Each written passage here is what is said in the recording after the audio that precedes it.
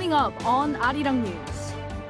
It's been more than a week since the devastating earthquakes in Türkiye and Syria, where the death toll has climbed to over 40,000. The international community is providing help, including South Korea, sending more relief personnel and supplies.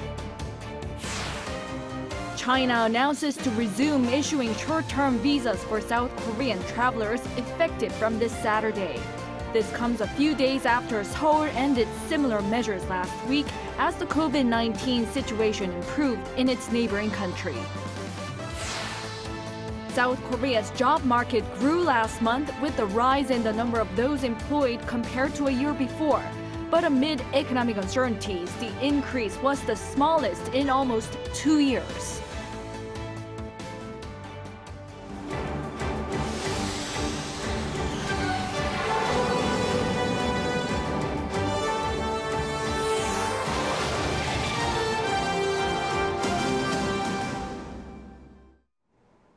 Hello, it's 9 p.m. here in South Korea. Thank you for joining us on Arirang News. We begin with Türkiye and Syria, where more than a week has passed since the deadly earthquakes. The death toll has topped 40,000 and tens of thousands more are injured. But despite the grim figures, reports of miraculous rescue efforts continue. Kim Mo-kyun leads our coverage tonight. Miracles continue as more survivors are being pulled from the rubble 9 days after the strong earthquakes hit southeastern Türkiye and Syria. Rescuers from home and abroad are continuing to do all they can. On Tuesday, at least 9 survivors were rescued. This includes a father and his daughter some 209 hours after the tragedy in Turkey's hard-hit Hatay province. Another was a 77-year-old woman who was rescued in Adıyaman to the northeast 212 hours after the quake occurred. 2 Turkish brothers were rescued from their apartment in Kahramanmaraş, reportedly relying on bodybuilding supplements and their own urine for survival. The miraculous rescues are rare bright spots in one of the bleakest periods in the memory for Türkiye, as normally people refer to the first 72 hours after a disaster to be the so-called golden time. After this time passes, hope of saving people dwindles. Following the news, Turkish President Tayyip Erdogan vowed to press on with the rescue and recovery efforts. I wish a speedy recovery to our 105,505 injured residents who got out of the rubble or were rescued by emergency workers. We will continue our work until we remove the last citizen left from under the collapsed buildings. President Erdogan also vowed to complete a damage assessment of tens of thousands of torn-down buildings in a week and begin reconstruction within months. However, UN authorities have said the rescue phase is coming to a close, with the focus turning to helping people struggling without food and shelter amid bitterly cold temperatures. Kim Mo-kyun, Arirang News. As Türkiye struggles with the aftermath of the devastating earthquakes, the South Korean government has decided to send more relief personnel and supplies to the region. The team will leave Seoul tomorrow night to support earthquake recovery efforts. Peunji reports. Another relief team, along with more than 50 tons of humanitarian aid, will be sent from South Korea to Türkiye. The South Korean government announced this plan on Wednesday during a meeting led by the country's foreign minister Park Jin.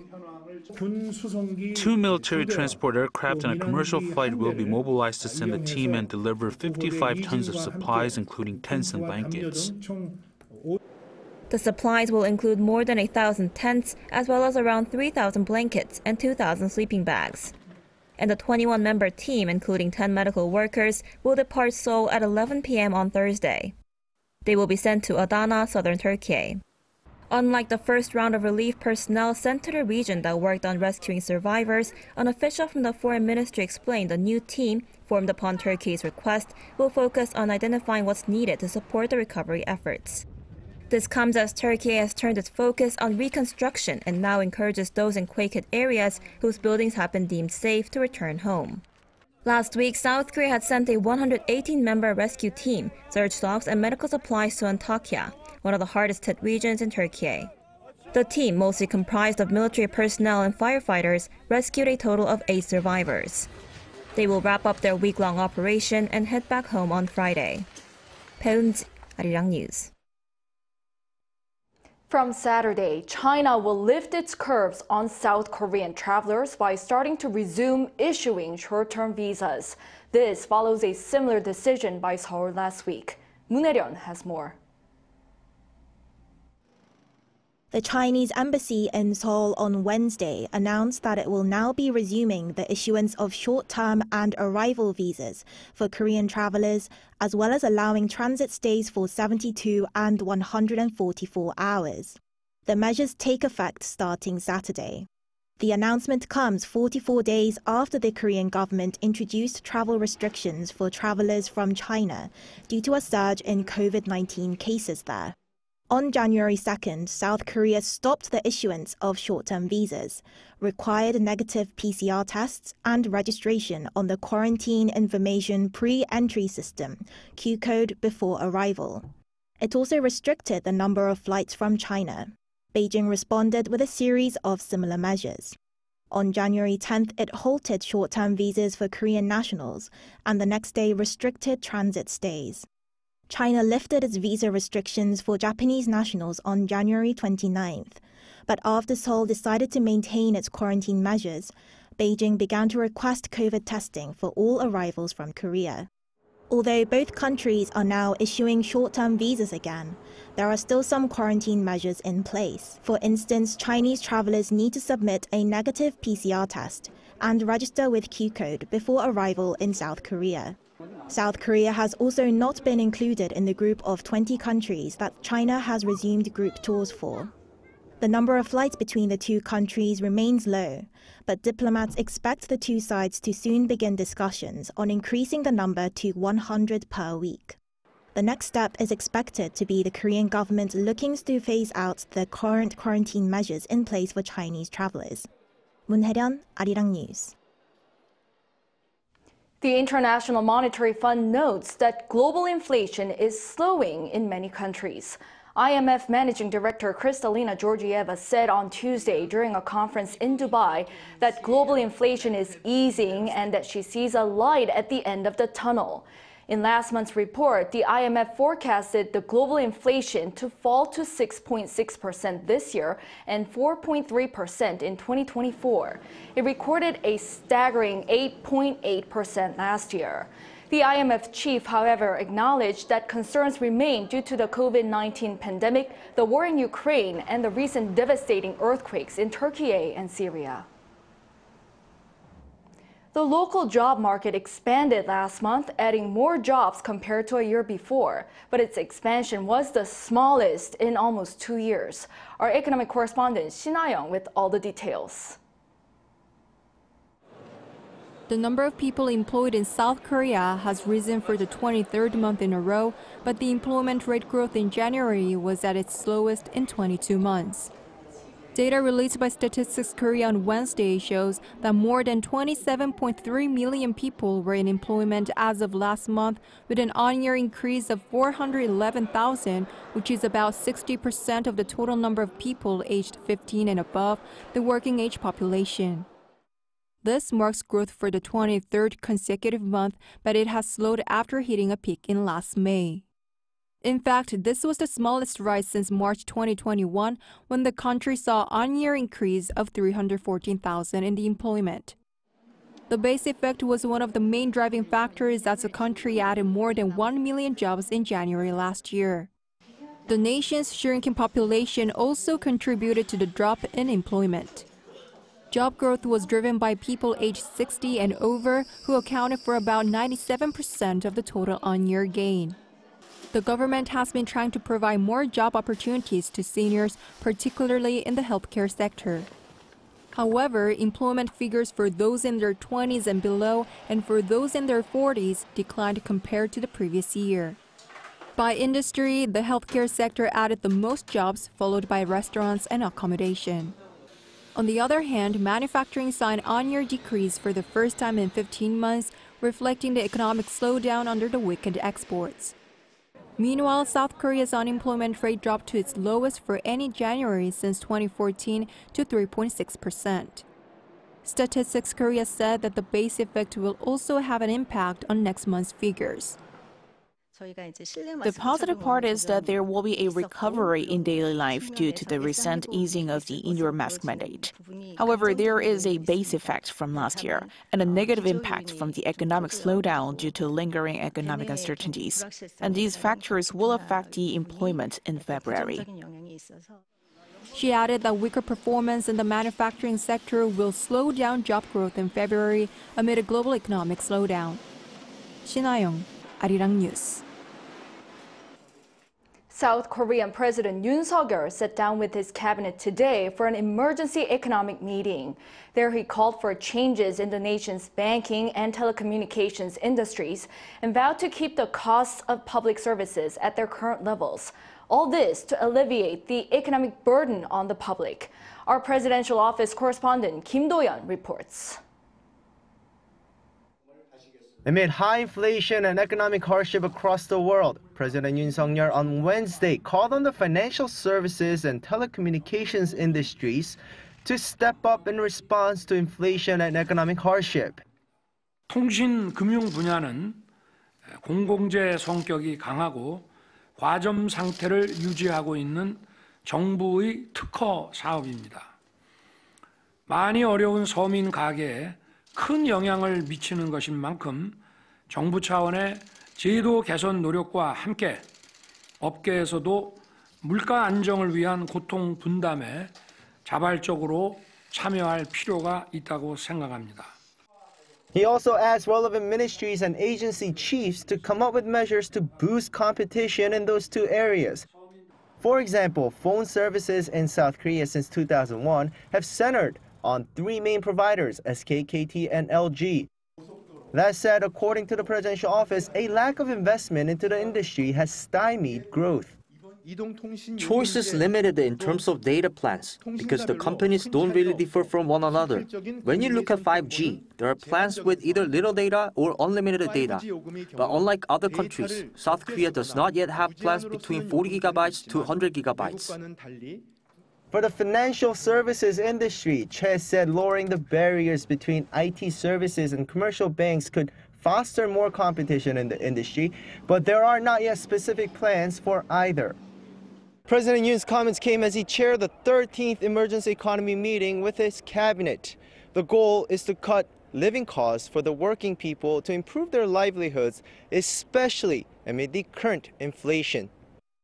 Apart from phone bills and financial services, President Yoon also said the costs of public services run by the central government, such as railway tickets, tolls on expressways, and postal services, will be kept the same for the first half of this year. In addition, the presidential office said gas bills will inevitably go up, but promised to slow down the rate of increase while helping low-income households pay for their heating, with support of up to 590,000 won each, or up to $460. In the meantime, the presidential office also asked local governments for their cooperation in trying to keep down the cost of public services. It said the central government will try to share the burden and give them subsidies as incentives. Kim Do-yeon, Arirang News.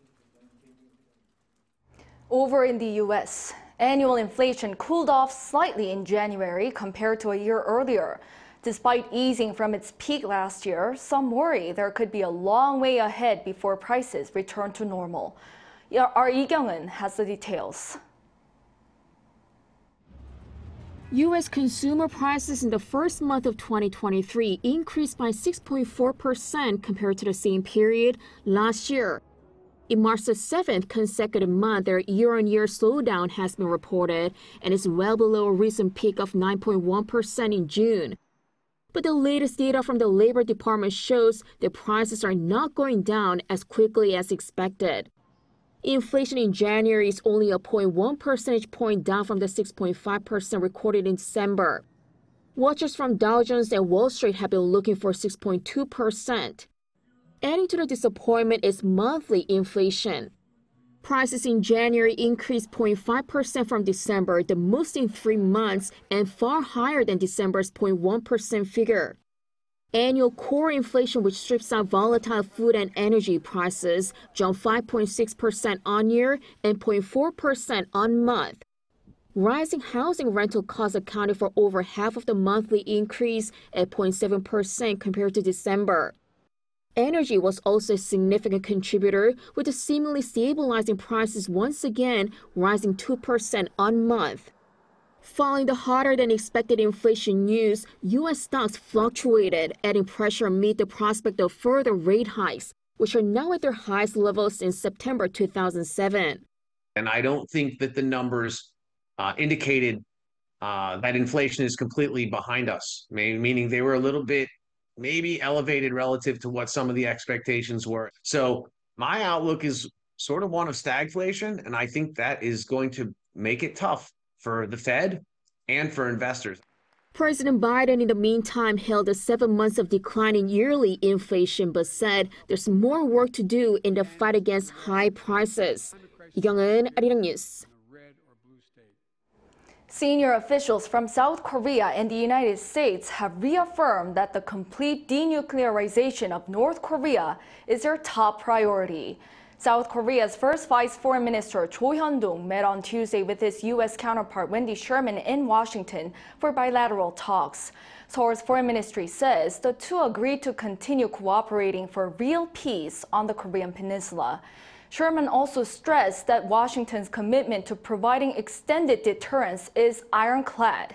On the economic front, she also said that the U.S. will continue with its efforts to alleviate South Korea's concerns over the Inflation Reduction Act and Chips and Science Act. North Korea may have established a separate unit within its military for its solid-fuel intercontinental ballistic missile operations. State media footage of the regime's most recent military parade showed several flags bearing an emblem of a missile flying beyond the Earth's atmosphere.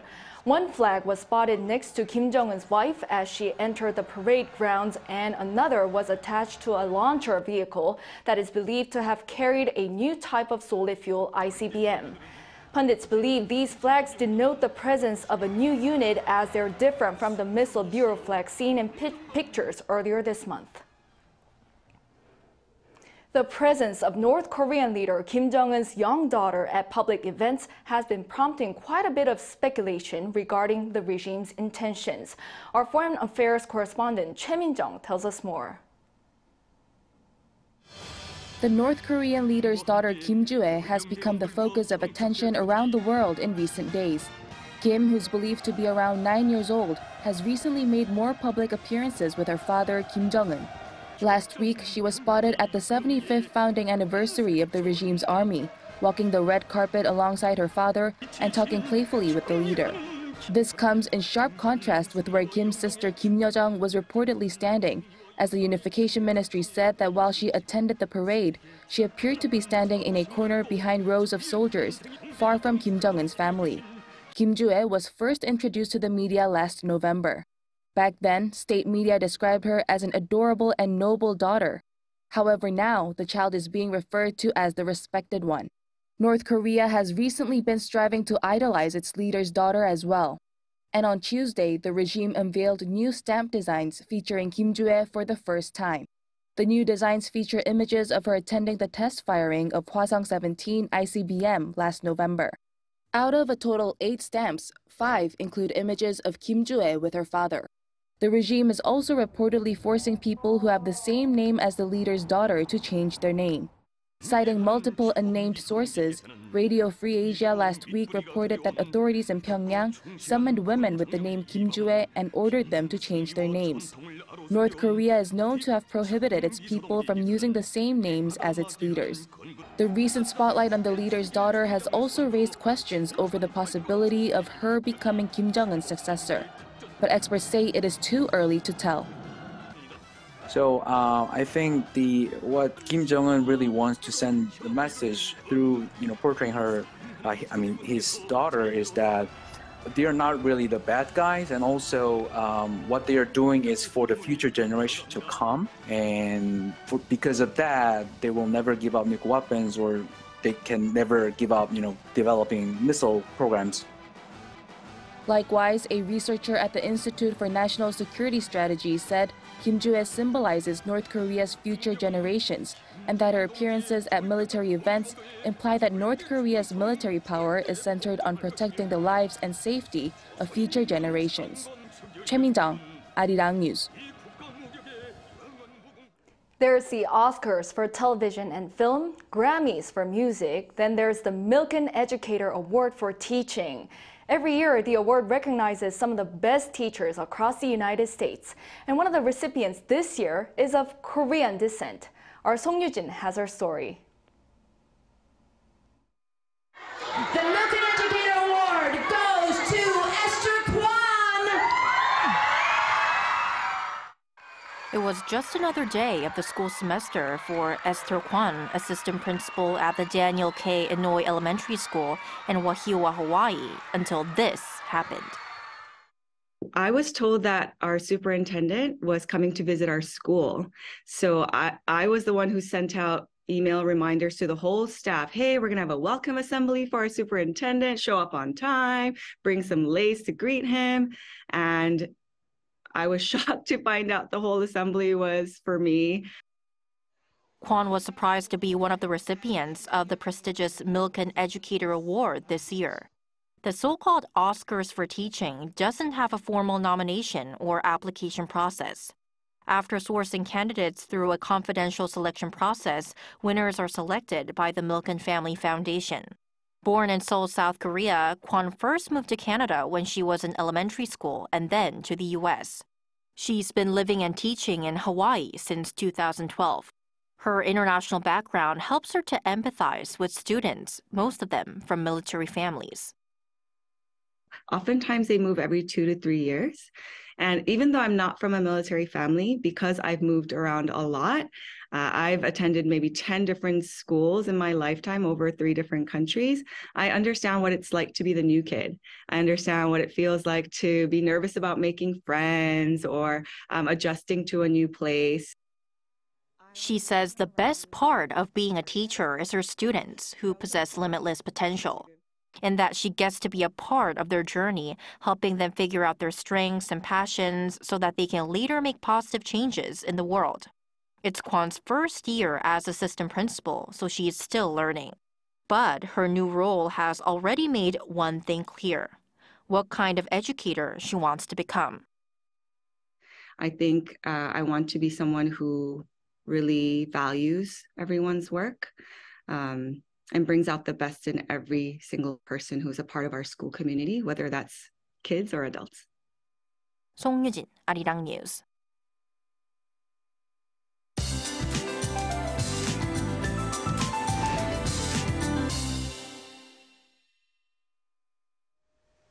It seems like the seasonal clock has returned to where it's supposed to be. Temperatures will return to the seasonal norms tomorrow. Highs in Seoul will be mild at 5 degrees Celsius, and places like Busan will be warmer at 10, which is also about the seasonal average.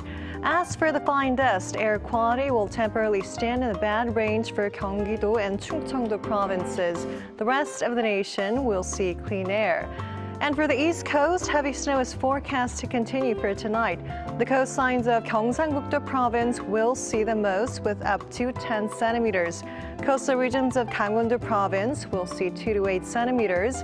The surrounding regions will see light snowflakes flying around. For parts of Jeju Island, snowfall will continue for a bit longer until tomorrow daytime. Icy roads will cause dangerous driving conditions, so please be extra careful. Under partly cloudy skies, Seoul will be starting off at 0 degrees tomorrow. Daily highs in Seoul will get up to 5 degrees, Gwangju 8, Gyeongju will be reaching 9 degrees Celsius. And overcast skies will continue for the remainder of the week in Seoul. That's all for now, and here are the weather conditions around the world.